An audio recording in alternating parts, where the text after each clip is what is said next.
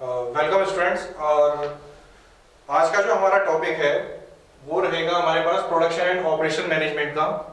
और इसमें जो हम पढ़ने वाले हैं वो ये पढ़ने वाले हैं कि प्रोडक्शन एंड ऑपरेशन मैनेजमेंट किस तरीके से वर्क करता है। तो इसमें जो इंट्रोडक्टरी पार्ट है हमारा उसके बारे में डिस्कशन करेंगे।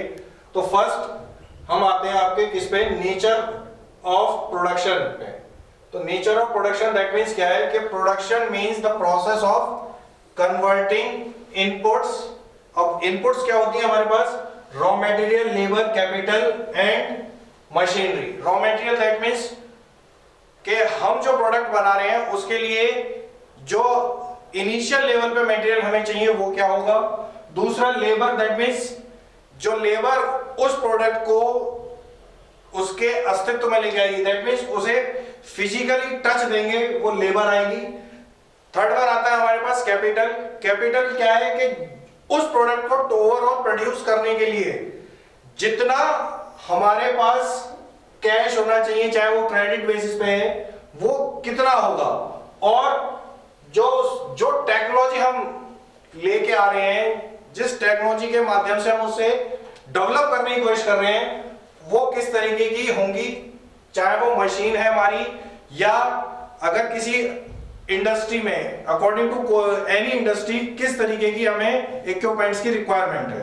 तो वो सारी चीजें किसमें आती हैं? आपके नेचर ऑफ प्रोडक्शन के अंदर आते हैं। अब इसमें जब नेचर ऑफ प्रोडक्शन में थोड़ा सा और जब हम डीप जाएंगे तो क्या होगा कि पहला आता है हमारे पास creation of utility. Creation of utility in the sense कि जो यूटिलिटी, जो उपयोग है, वो उपयोग किस तरीके का होगा। जैसे इसमें हमारे पास आया है कि production creates utility in different forms. Different forms वो डिस्क्राइब करी गई हैं। पहली कौन सी है हमारे पास? Form utility. फॉर्म यूटिलिटी क्या है कि changing raw material into finished goods. That means कि बिल्कुल इनिशियल लेवल पे कि जो प्रोडक्शन हम कर रहे हैं रॉ मटेरियल से लेके उस पे वर्क इन प्रोग्रेस होने के बाद जो उसका फाइनल फिजिकल डेस्टिनेशन है वो किस तरीके का होगा। दूसरा आता है हमारे पास place utility that means transporting goods to place where needed. कि जो हमने गुड्स बना ली हैं उन्हें कहां पर हमें सेल आउट करना है। अब सेल आउट करने के लिए हमारे पास डिफरेंट टाइप्स ऑफ कंपोनेंट्स होते हैं। उसमें से मेन होता है income level of a particular area. क्योंकि जो भी प्रोडक्ट हम डेवलप कर रहे हैं वो लेवल ऑफ इनकम जिस एरिया में हमें सेल आउट करना है उसके अकॉर्डिंग हम उसे बना रहे हैं। फिर आता है हमारे पास time utility. Time utility that means storing goods until they are required. अब स्टोरिंग गुड्स हमारे पास क्या हो सकती हैं? एक तो होती है आपकी पेरिशेबल्स, ठीक है। दूसरे होते हैं हमारे पास नॉन पेरिशेबल। पेरिशेबल क्या है कि एक पर्टिकुलर टाइम पीरियड के लिए ही हम उसे क्या कर सकते हैं? स्टोर कर सकते हैं। जैसे कि आपने देखा होगा कि जैसे हमारे पास पोटैटो है, तो पोटैटो क्या है कि क्या कर रहे हैं हम उसे कोल्ड स्टोरेज में स्टोर कर रहे हैं। कितने दिन के लिए? मैक्सिमम 6 मंथ्स के लिए। क्यों? क्योंकि क्या है कि आने वाली एक नई फसल है वो भी दोबारा से क्या होगी, उसमें दोबारा से स्टोर करी जाएगी। और स्टोर हो क्यों रहा है कि हम क्या चाहते हैं कि जो किसान है, जो फार्मर है, वो ये चाहता है कि टाइम आने पे जब इसके रेट बढ़ेंगे तो मैं अपनी लागत उसमें से निकाल सकता हूं, ठीक है। नेक्स्ट इसमें आते हैं हमारे पास possession utility. Possession utility means transferring ownership. Transferring ownership that means suppose if you want to purchase a phone, any type of phone, any brand, तो क्या है फोन एक फिजिकल टाइप है उसका, कि एक फिजिकल रूप है कि इस तरीके का ये लेंथ है, ये विड्थ है, इतने फीचर्स हैं, इस तरीके की स्क्रीन है, कैमरे की क्वालिटी क्या है। तो उसके अकॉर्डिंग ही क्या है उसकी पेइंग कैपेसिटी है कि परचेजर जो परचेज कर रहा है वो किस तरीके से उसे परचेज करने के लिए कितना पे कर सकता है। और जब वो उसके लिए पे करेगा तभी जो चाहता है वो फोन उसे मिल जाएगा। दैट मींस कि transfer of ownership in exchange of money. कि आपने सबसे पहले प्रोडक्ट को सेलेक्ट किया, प्रोडक्ट को सेलेक्ट करने के बाद उसको परचेस करने के लिए आपने पे किया, तो जब पे कर दिया तब आपको वो प्रोडक्ट मिल गया जो आप चाह रहे थे। तो वो चीज किसमें आती है हमारे पास, पोजेशन यूटिलिटी में।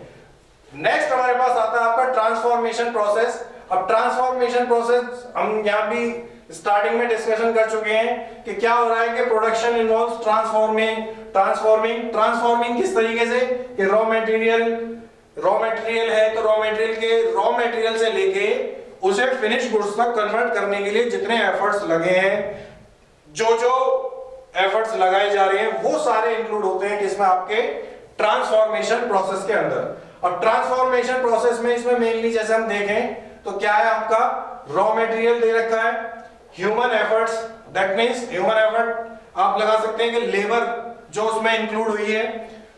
Third one is technology, that means what kind of equipment we are used while we are produce a particular product। next रहता है इसमें capital, what are the capital requirement, कि कितनी कैपिटल उस पर्टिकुलर प्रोडक्ट को बनाने के लिए जो एंटरप्रेन्योर है उसे रिक्वायरमेंट होगी उसकी। तो वो सारी चीजें किसमें आते हैं, हमारे पास ट्रांसफॉर्मेशन प्रोसेस के अंदर आते हैं। नेक्स्ट इसमें आता है हमारे पास third point, combination of factors. अब combination of factors that means production requires the proper combination of land, labour, capital and entrepreneur. अब ये चारों ही क्यों, क्योंकि क्या है, land that means the place where we are set up our plant. Second labour क्या होगी कि the persons who are engaging a raw material to convert it into a finish product. Third one is capital that means what are the requirement of funds while we are producing a particular unit of the product। next आता है आपका entrepreneur, that means the mind behind the product who prepare a outline of the product, कि किस तरीके का product बनाना है, क्या requirement है मार्केट की, किस तरीके की नीड्स एंड वांट्स हैं, उन सबको जानने के बाद प्रोडक्ट को फिजिकल रूप में लाने के लिए जो प्लानिंग होगी और जो उस प्लानिंग को करेगा वो पर्सन आता है क्या, एंटरप्रेन्योर। फोर्थ इसमें हमारे पास आता है आपका कंटीन्यूअस एक्टिविटी रहती है, नेवर एंडिंग प्रोसेस है। बहुत सारे कारण ऐसे हो सकते हैं कि वो उसे खत्म किया जा सके, बट अगर हम बात करें ऑर्गेनाइजेशंस की, तो ऑर्गेनाइजेशन की टर्म में क्या होगा कि ऑर्गेनाइजेशन कभी भी ये नहीं चाहेगी कि कोई प्रोडक्ट जो बना रही है वो क्या हो, डिसकंटिन्यू कंडीशन में आए। तो उससे बचने के लिए क्या होगा कि प्रोडक्शन एंड ऑपरेशन मैनेजमेंट क्या कर रहा है कि जो प्रोडक्ट की जो कमियां हैं उन्हें टाइम टू टाइम क्या कर रहे हैं, इवेल्युएट कर रहे हैं और उन्हें एलिमिनेट करने की कोशिश की जा रही है, ताकि जो प्रोडक्ट है वो कंटिन्यूअस वे में बना रहे। नेक्स्ट आता है कि क्या है प्रोडक्शन एंड ऑपरेशन, एक इकोनॉमिक एक्टिविटी है। Economic activity in the sense कि प्रोडक्शन इसलिए हो रहा है कि जो ऑर्गेनाइजेशन है उसका सर्वाइवल बना रहे, ठीक है। अब इसमें फिर आते हैं आपके value addition that means production adds value to goods, that means goods जो हम बात कर रहे हैं कि वही चीज घूम फिर के कि रॉ मटेरियल से किस तरीके से हम प्रोडक्ट को फिनिश गुड्स में लेके आ रहे हैं। जैसे एग्जांपल लिया है कि वुड कन्वर्ट किसमें हो गई, आपकी फर्नीचर में, और फर्नीचर में भी दैट मींस क्या है कि एक लकड़ी का टुकड़ा था उसे उठा के किसमें कन्वर्ट कर दिया, फर्नीचर दैट मींस किस तरीके की रिक्वायरमेंट है, चाहे वो टेबल हो सकती है, चाहे वो कुर्सी हो सकती है, चाहे वो अदर थिंग्स हो सकती हैं, ठीक है। तो वो चीज क्या कर रही है, और जैसे ही वो उसमें कन्वर्ट हो रहा है तो उसमें क्या होती है, वैल्यू एडेड हो जाती है, दैट मींस उसकी जो कीमत है वो रॉ मटेरियल से अलग हो जाती है, ठीक है। नेक्स्ट आते हैं इसमें हमारे यूजेस ऑफ टेक्नोलॉजी, कि किस तरीके की टेक्नोलॉजी यूज हुई है। प्रोडक्ट जो है क्या है, कंज्यूमर ओरिएंटेड होना चाहिए, कि रिक्वायरमेंट उसकी पहले मार्केट में देख लेनी है कि हमें कि जो प्रोडक्ट हम बना रहे हैं, जिस प्रोडक्ट में हम अपनी कैपिटल इन्वेस्ट कर रहे हैं, वो सेल आउट हो पाएगा पर्टिकुलर कम्युनिटी के अंदर या पर्टिकुलर एरिया के अंदर या नहीं। तो ये चीज आती है आपकी नेचर ऑफ प्रोडक्ट में। नेक्स्ट आता है production as a system that means क्या है कि प्रोडक्शन अभी हमने पढ़ा है कि प्रोडक्शन क्या हो रहा है, एज अ कंटिन्यूअस बेसिस वो आगे बढ़ता जा रहा है। तो वो चीज किसमें आती है आपकी, प्रोडक्शन एज अ सिस्टम। अब इसमें जब हम बात कर रहे हैं तो क्या हो रहा है कि production as a system means that production is viewed as an organised and integrated process in which various elements work together to convert inputs into output। वही कि हम जो शुरू में हमने डिस्कशन किया है कि किस तरीके का, सबसे पहले हम क्या कर रहे हैं, मार्केट एनालिसिस कर रहे हैं। मार्केट एनालिसिस करने के बाद हम ये कंसीडर कर रहे हैं कि किस तरीके के प्रोडक्ट को हमें बनाना है। अब उसके लिए हमारे पास क्या क्या होना चाहिए कि सिस्टम अप्रोच जो होती है वो क्या कहती है, इनपुट, प्रोसेस, आउटपुट और फीडबैक। चार फैक्टर्स जो है मेन वो उसमें इंक्लूड रहते हैं। जैसे फर्स्ट है हमारे पास इनपुट, तो इनपुट में हमारे पास क्या हो सकते हैं, raw material, labour, capital, machinery, energy, energy in the sense power, information, that means where we want to sell out our product and what are the requirement of the product. Next इसमें आता है process, process in the sense transformation, transformation that means this is the main stage where inputs are converted into finished goods and services। it includes क्या है हमारे पास, manufacturing operations के किस तरीके के प्लांट में क्या प्रोडक्ट हम डेवलप कर रहे हैं, assembling, packaging, quality checking, use of technology and method like this. जैसे एग्जांपल है हमारा आयरन ओर, उसमें उसे किस में कन्वर्ट किया, स्टील में, और स्टील का जो यूज हो रहा है वो मशीन बनाने में यूज हो रहा है। ठीक है, नेक्स्ट आते हैं इसमें आपके आउटपुट। अब आउटपुट क्या है हमारे पास, output means the final result of production. Final result of production that means कि जो प्रोडक्ट हमने सोचा है वैसा ही प्रोडक्ट हमने बनाया है या नहीं बनाया है। तो जैसे इट में बी गुड्स और सर्विसेज। गुड्स हो सकते हैं आपके टीवी, क्लॉथ, फर्नीचर। सर्विसेज है, सर्विसेज हमारे पास एजुकेशन, ट्रांसपोर्ट, बैंकिंग, ये सारे आपके क्या है, सर्विसेज है। और लास्ट हमारे पास आता है आपका फीडबैक। फीडबैक दैट मींस कि feedback is the response received from customer and the market. ठीक है, कि रेस्पॉन्स किसके बीच में, कस्टमर के बीच में और मार्केट के बीच में। ठीक है, अब मार्केट में क्या है क्या उस प्रोडक्ट की डिमांड है या नहीं, और कस्टमर क्या है कि कस्टमर अपने फीडबैक दे रहा है कि उसे इस प्रोडक्ट में क्या क्या डेवलपमेंट चाहिए, ताकि जो प्रोडक्ट है वो क्या रहे, मार्केट में एग्जिस्ट करता रहे, और मार्केट में एग्जिस्ट करने के बाद वो क्या रहे, रेवेन्यू को जनरेट करता रहे लॉन्ग टर्म में। उसके लिए क्या क्या हो सकता है आपका, इंप्रूविंग क्वालिटी, ठीक है, रिड्यूसिंग डिफेक्ट्स, चेंजिंग डिजाइन और इंक्रीजिंग इफिशियंसी।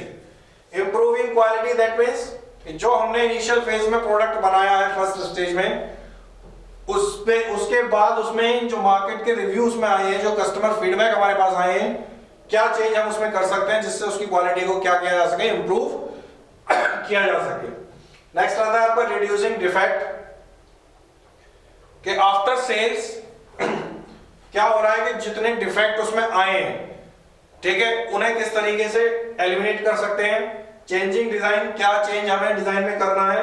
और नेक्स्ट आते हैं हमारे पास इंक्रीजिंग इफिशियंसी, किस तरीके से हम उसकी प्रोडक्ट की इफिशियंसी बढ़ा सकते हैं।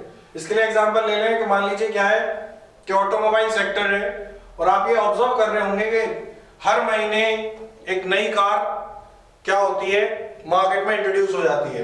तो क्या हो रहा है कि जो अपने पहले वेरिएंट जो उसमें आया था, जो अब वेरिएंट आ रहा है जिसे हम फेसलिफ्ट कह रहे हैं, वो क्या कर रहा है कि जो पहली कमियां थी उन्हें इंप्रूव कर रहा है, चाहे वो क्वालिटी में हो, चाहे उसमें कोई डिफेक्ट है, चाहे उसका कोई डिजाइन है, चाहे उसकी फ्यूल इफिशिएंसी है, इन सब चीजों में।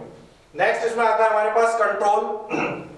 कंट्रोल दैट मींस जो डायरेक्शन हमने लिया है, जो प्रोडक्ट हम प्रोड्यूस कर रहे हैं और जो पॉलिसीज हमने बनाई हैं, उन सबको लुक आफ्टर करना, कि जैसे जैसे हमने डिजाइन बनाया है, जिस तरीके का हमने डिजाइन किया है, उस तरीके की ही वो सारी चीजें एक्चुअल में बन रही हैं या नहीं बन रही हैं। नेक्स्ट इसमें आता है आपका एनवायरमेंट, ये सब है। Production as an organisation function, ये भी हो गया। ये इसके बारे में हम देख लेते हैं कि क्या है कि production is one of the main function of an organisation function. That means क्या है कि प्रोडक्शन क्या कर रहा है, production is the source of revenue. By this the firm can survive in the competitive market. वो चीज किसमें आती है, आपकी प्रोडक्शन के ऑर्गेनाइजेशन फंक्शन के अंदर आ रही है। बाकी ऐसा इसमें कुछ ऐसा है नहीं, एक बार आप देख लेंगे तो ये सब हो जाएगा। फिर इसमें हम नेक्स्ट टॉपिक पे आते हैं, आपका प्रोडक्शन प्लानिंग एंड कंट्रोल। ठीक है, प्रोडक्शन प्लानिंग एंड कंट्रोल की जब हम बात कर रहे हैं तो प्रोडक्शन प्लानिंग एंड कंट्रोल क्या है हमारे पास कि production planning and control is an important function in manufacturing that ensures efficient and effective production। efficient and effective production that means क्या है कि best use of resources which are available in a particular time period। वो चीज किसमें आती है, आपकी production planning and control में efficient and effective production के अंदर आती है। अब जैसे इसमें ऑब्जेक्टिव की हम बात कर रहे हैं तो जो मेन ऑब्जेक्टिव है हमारे पीपीसी के, पीपीसी सेंस मींस कि प्रोडक्शन प्लानिंग एंड कंट्रोल कि क्या है आपका, तो इंप्रूव प्रोडक्शन इफिशिएंसी, कि किस तरीके से जो एग्जिस्टिंग प्रोडक्ट है या कोई हमारे पास नंबर ऑफ सब्स्टिट्यूट हैं और हम कोई अपना प्रोडक्ट बना के उतार रहे हैं मार्केट में तो उसकी क्या इफिशिएंसी रहेगी। नेक्स्ट आता है आपका to reduce cost and waste. ठीक है, नेक्स्ट इसमें आता है to ensure timely delivery, next is to maintain quality and last one is to achieve smooth and continuous production. तो अगर इन पांचों पॉइंटों का हम डिस्कशन करें, एक ओवरव्यू करें तो क्या है कि टू इंप्रूव प्रोडक्शन इफिशिएंसी, कि क्या है कि कंट्रोल जब हो रहा है तो we measure the goal of the organisation कि और गोल एंड डायरेक्शन, कि डायरेक्शन इंप्लीमेंट क्या कर रहा है कि जिस तरीके की पॉलिसीज हमने बनाई है उस तरीके की पॉलिसीज को हम फॉलो कर पा रहे हैं या नहीं कर पा रहे हैं, जिससे प्रोडक्ट की क्या है कि उसकी इफिशिएंसी निकल के आ रही है या नहीं निकल के आ रही है। नेक्स्ट आता है आपका reduce cost and waste. Cost and waste कैसे कि अगर हमने किसी भी चीज की प्लानिंग करी है तो प्लानिंग में सबसे पहले यही चीज कंसीडर की जाती है कि what is the cost of the product and how can we reduce it. ठीक है, नेक्स्ट इसमें आता है टू एंश्योर टाइमली डिलीवरी। जाहिर सी बात है कि जहां कंट्रोलिंग की बात आई है तो प्रोडक्ट को टाइमली डिलीवर किया जा रहा है या नहीं किया जा रहा। नेक्स्ट आता है इसमें to maintain quality. Maintain quality that means कि जो क्वालिटी हमने जो स्टैंडर्ड हमने पहले से सेट कर रखे हैं उन्हीं स्टैंडर्ड के अकॉर्डिंग हम क्वालिटी दे पा रहे हैं या नहीं दे पा रहे हैं, प्रोडक्ट को मैन्युफैक्चर कर पा रहे हैं या नहीं कर पा रहे हैं, उन सब की चेकिंग। और लास्ट आता है आपका to achieve smooth and continuous production. Smooth and continuous production that means without hurdle we can produce the overall production of our product। ठीक है, नेक्स्ट इसमें हमारे पास आता है आपके प्रिंसिपल्स। प्रिंसिपल है आपका कि फर्स्ट है आपका principle of forecasting. Forecasting in the sense कि हम किस तरीके से प्रेडिक्शन कर रहे हैं कि प्रोडक्ट जो मार्केट रिक्वायरमेंट है उन्हें किस तरीके से मेजर किया जा रहा है। नेक्स्ट इसमें आता है आपका principle of division of labour. Division of labour that means क्या है कि production work into small and manageable task and assigning them to specialised worker, के पर्टिकुलर पर्सन जो स्पेशलाइज्ड है उस फील्ड का उसको ही काम हम दे रहे हैं। नेक्स्ट इसमें आते हैं आपके principle of coordination. Principle of coordination that means number of department collectively effort कर रहे हैं और कलेक्टिव एफर्ट के बाद वो क्या कर रहे हैं, ऑर्गेनाइजेशन के गोल को अचीव कर रहे हैं। नेक्स्ट इसमें आता है हमारे पास principle of flexibility. Flexibility in the sense कि जो हमारी प्लानिंग है वो इजीली क्या हो सकती है, अकॉर्डिंग टू मार्केट ट्रेंड हम उसे चेंज कर सकते हैं। और नेक्स्ट आता है हमारे पास principle of standardisation. What are the standard we are set before we are produce a product। और next one is principle of economic operation। economic operation that means how can we consider the cost of the product। ठीक है, तो अब जैसे इसमें लिखा हुआ है कि efficient use of material, कि best utilization of resources, maximum use of material. Next आता है इसमें प्रॉपर यूज ऑफ मशीन्स, जितनी भी हमारे पास इक्विपमेंट है, टेक्नोलॉजी है, वो according to the requirement of the production होनी चाहिए। नेक्स्ट आता है आपका optimum utilisation of man power. Optimum utilisation that means maximum use of man power जो हमारे पास अवेलेबल है। टाइम मैनेजमेंट दैट मींस जितनी हमारे पास शिफ्ट है या जितने हम जितना टाइम प्रोडक्शन के लिए लगा रहे हैं उतने टाइम में कितने प्रोडक्ट को हम प्रोड्यूस कर पा रहे हैं, वो टारगेटेड प्रोड्यूस हो रहा है या नहीं हो रहा है, क्यों नहीं हो रहा, उसके बारे में जानना और उसे उस तरीके से डेवलप करना, ये सारी चीजें। और नेक्स्ट इसमें आते हैं हमारे पास principle of feedback and control. ठीक है, इसमें क्या है आपका रेगुलर मॉनिटरिंग, रिपोर्टिंग और performance analysis. Regular monitoring that means according to the standard we are producing a product. Reporting that means कि क्या हो रहा है कि जो प्रोडक्ट मार्केट में सेल आउट हो रहा है, how much revenue it is generated, and last one is performance analysis that means कि कॉम्पिटिटिव मार्केट में जितने उसके सब्स्टिट्यूट हैं उनसे किस तरीके से वो कंपटीशन कर रहा है। नेक्स्ट हमारे पास इसमें आता है आपके objective of production planning and control. First है आपका ऑप्टिमल रिसोर्स यूटिलाइजेशन, इसके बारे में भी हमने डिस्कशन किया था। नेक्स्ट आते हैं आपके इन्वेंटरी कंट्रोल दैट मींस कि जो हमारा स्टॉक है उसे किस तरीके से हम कंट्रोल कर रहे हैं, दैट मींस सप्लाई चेन को किस तरीके से मैनेज किया जा रहा है। कॉस्ट एफिशिएंसी कि how we reduce the cost. ठीक है, नेक्स्ट इसमें आता है आपका क्वालिटी एश्योरेंस कि जिस तरीके के हमने प्री डिटरमाइंड स्टैंडर्ड सेट किए हैं उसी तरीके की क्वालिटी हम प्रोडक्ट में दे रहे हैं।